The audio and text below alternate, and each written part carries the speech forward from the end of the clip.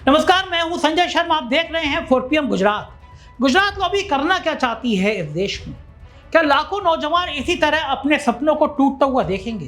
क्या करोड़ों नौजवान इस व्यवस्था का शिकार हो गए, खत्म हो जाएंगे? एक शानदार वीडियो है, मैं चाहता हूं आप सुने और अपनी राय बताएं। कोई सरकार इतनी संवेदनहीन कैसे हो सकती है? नौजवान दिल्ली में धरने पर बैठे हैं, भूख हड़ताल पर बैठे हैं, सरकार पे फर्क ही नहीं पड़ रहा। वो शख्स सोनम वांगचुक जिसने पूरी दुनिया में सम्मान बढ़ाया भारत का, वो आज गंभीर हालत में अनशन कर रहा है, सरकार को फर्क ही नहीं पड़ता। मेरे मित्र हैं, दुनिया भर में अपने गीतों के लिए मशहूर हैं, स्वानंद किरकिरे जी। उनका एक ट्वीट देखा और मेरा दिल हिला। फिर मैंने रवीश की भी बात देखी। हो क्या रहा है? दिल्ली का जंतर मंतर एक बार फिर से देश की राजनीति, लोकतंत्र और युवाओं के भविष्य की लड़ाई का केंद्र बन गया है। यहाँ पे कोई चुनावी सभा नहीं हो रही, यहाँ पे कोई मंत्री भाषण नहीं दे रहा, यहाँ कोई राजनीतिक दल अपनी सरकार बनाने की कोशिश नहीं कर रहा।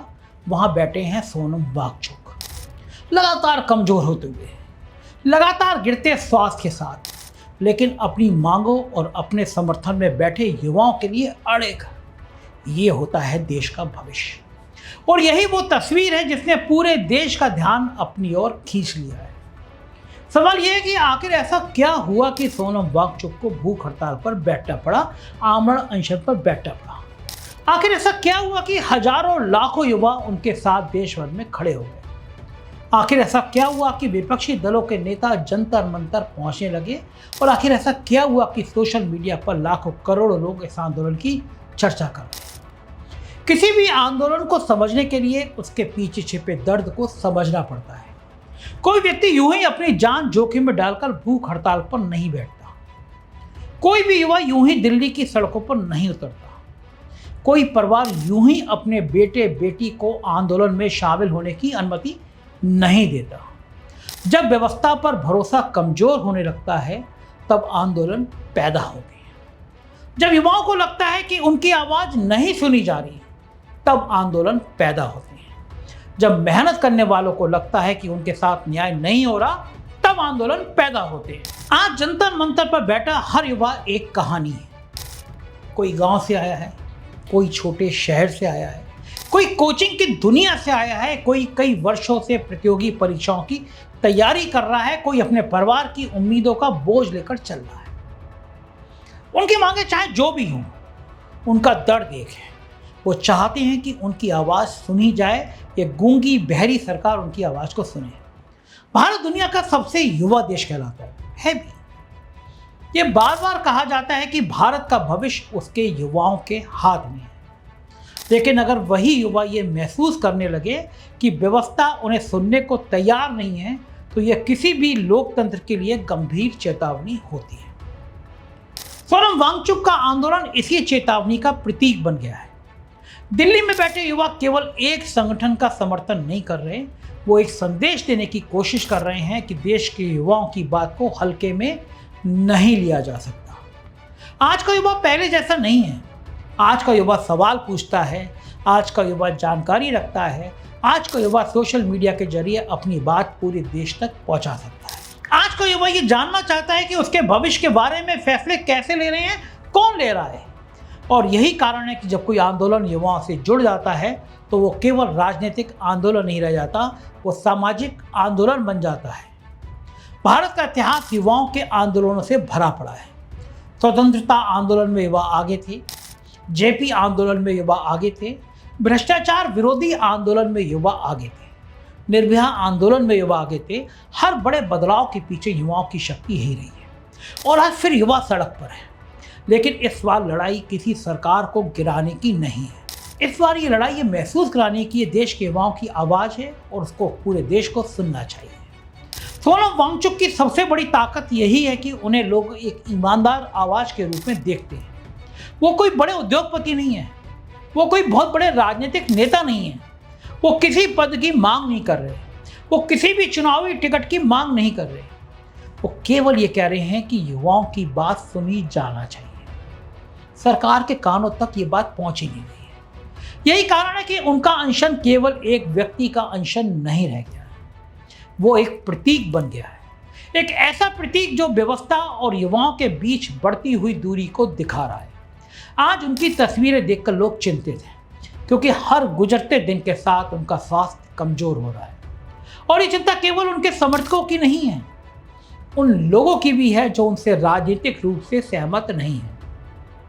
क्योंकि जब कोई व्यक्ति लोकतांत्रिक तरीके से अपनी बात रखने के लिए अपने शरीर को दांव पर लगा देता है, तब मामला राजनीति से ऊपर उठ जाता है। यह मानवीय संवेदना का प्रश्न बन जाता है। लोकतंत्र केवल चुनावों से नहीं चलता, लोकतंत्र संवाद से चलता है। लोकतंत्र सुनने की क्षमता से चलता है। लोकतंत्र असहमति को स्वीकार करने की क्षमता से चलता है। अगर कोई व्यक्ति सरकार की आलोचना करता है तो वो देशद्रोही नहीं हो जाता। अगर कोई युवा सवाल पूछता है तो वो दुश्मन नहीं हो जाता। अगर कोई आंदोलन करता है तो वो राष्ट्र विरोधी नहीं हो जाता। लोकतंत्र का अर्थ ही ये है कि नागरिक अपनी बात कह सकें। आज जंतर मंतर पर यही हो रहा है। लोग अपनी बात कह रहे हैं, वो अपनी चिंताओं को सामने रख रहे हैं। वो चाहता है कि कोई तो उनकी बात सुने। लेकिन सवाल यह है कि क्या कोई उनकी बात सुन रहा है? क्या सत्ता सुन रही है? क्या व्यवस्था सुन रही है? क्या नीति निर्माता सुन रहे हैं? या फिर सब लोग केवल इंतजार कर रहे हैं कि आंदोलन थक जाए और खत्म हो जाए? इतिहास गवाह है कि आंदोलनों को अनदेखा करने की कीमत बहुत बहुत भारी पड़ती है। जब जनता की आवाज को अनसुना किया जाता है तब नाराजगी बढ़ती है।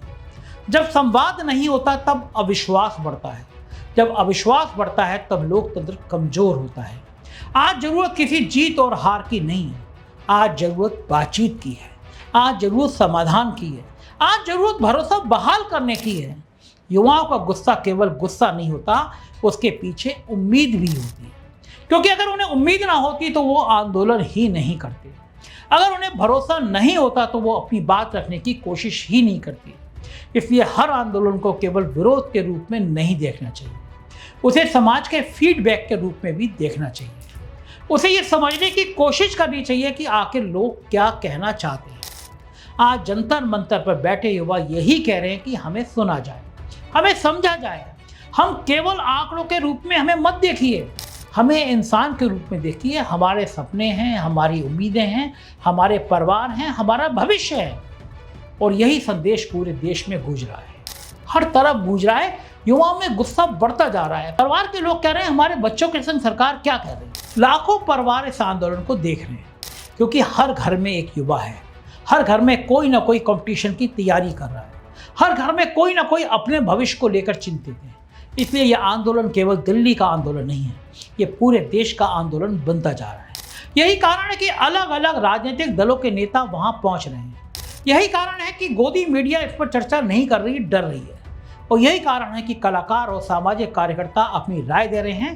सौरंग किरकिरे जैसे शानदार लेखक, गायक, कवि भी लिख रहे हैं। क्योंकि ये मुद्दा केवल एक व्यक्ति का नहीं है, ये मुद्दा एक पीढ़ी का है। एक ऐसी पीढ़ी का जो अवसर चाहती है, सम्मान चाहती है और न्याय चाहती है। सवाल ये भी है कि क्या इस देश में युवाओं की बात सुनी जाएगी? क्या केवल उन्हें चुनाव के समय याद किया जाएगा, या फिर उनकी समस्याओं पर गंभीरता से विचार भी होगा? ये सवाल आज जंतर मंतर से उठ रहा है और पूरे देश में फैल रहा है, पूरे देश में गूंज रहा है। सोनम वांगचुक का कमजोर होता शरीर देश को एक संदेश दे रहा है। वो कह रहा है कि मुद्दा व्यक्ति से बड़ा है। वो कह रहा है कि लड़ाई किसी एक संगठन की नहीं है। वो कह रहा है कि लड़ाई उस भरोसे की है जिस पर लोकतंत्र टिका हुआ है। और जब भरोसे कमजोर होने लगते हैं तब समाज बेचैन हो जाता है।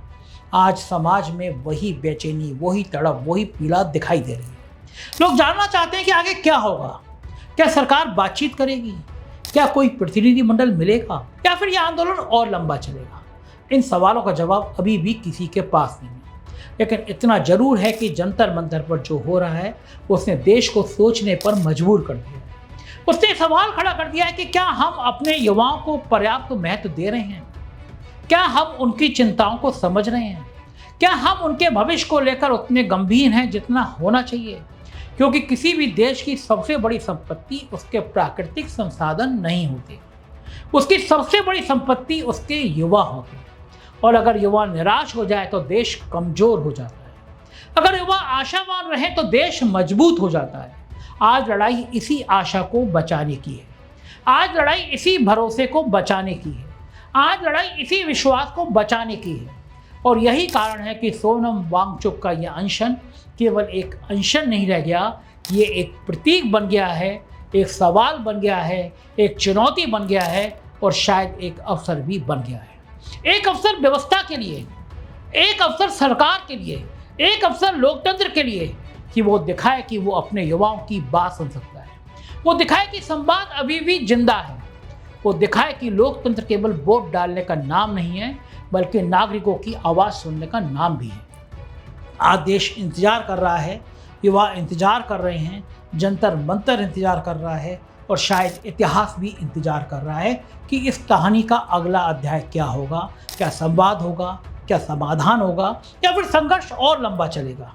ये आने वाला समय बताएगा, लेकिन आज इतना तय है कि जंतर मंतर पर बैठा एक आदमी पूरे देश को ये याद दिला रहा है कि लोकतंत्र में सबसे बड़ी ताकत सत्ता नहीं, जनता की आवाज़ होती है और जब जनता की आवाज़ उठती है तो उसे सुनना ही पड़ता है। हर हालत में गूंगी बहरी सरकार को भी सुनना पड़ता है। लेकिन दोस्तों, इस सरकार से क्या उम्मीद की जाए जो हजारों किसानों के आंदोलन पर आंख ना मूंदे, कुछ फर्क ही ना पड़े, सैकड़ों किसानों की मौत हो जाए फर्क ना पड़े, लेकिन चुनाव आ जाए तो विश्व गुरु कहें कि मेरी तपस्या में कोई कमी रह गई। आप भी सोचिए, क्योंकि यह आने वाली पीढ़ी का नहीं, आपके भी भविष्य का सवाल है। आपके बच्चे भी इसी तरह क्या इस भ्रष्ट व्यवस्था का शिकार होते रहेंगे?